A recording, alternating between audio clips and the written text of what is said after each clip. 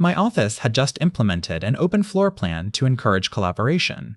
It was supposed to foster creativity and teamwork, but mostly it just meant there was nowhere to escape the constant noise.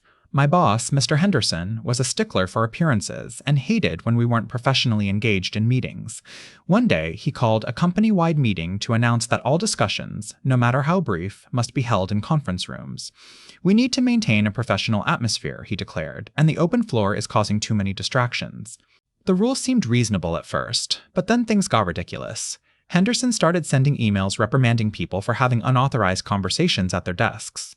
The conference rooms were booked solid weeks in advance, and people were starting to miss deadlines because they couldn't find a space to collaborate.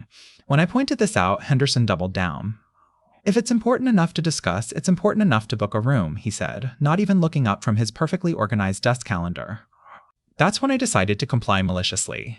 I started booking conference rooms for every single interaction, no matter how brief. 30-second status updates? Conference room. Quick question about a project? Conference room. Passing a colleague in the hallway and mentioning you liked their shirt? Conference room. I booked rooms for 15-minute increments, and when those filled up, I started booking 30-minute slots and leaving early. The company's scheduling system became a nightmare, with hundreds of overlapping bookings and constant conflicts. The inevitable happened. Henderson needed to conduct a critical investor presentation, but couldn't find a single available conference room. He was furious, pacing around the open workspace, complaining about how inefficient everyone was being.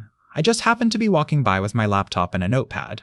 "Looking for a conference room, sir?" I asked innocently. He glared at me. "I need room 3B for the quarterly review." "I'm sorry, sir," I said, checking my phone. "It's booked until 6 p.m. today for a team-building exercise." Henderson sputtered, unable to argue with the system he had created. In the end, he had to give his presentation from the break room while the microwave hummed in the background. The next day, he sent out an email rescinding the conference room rule and muttering something about common sense.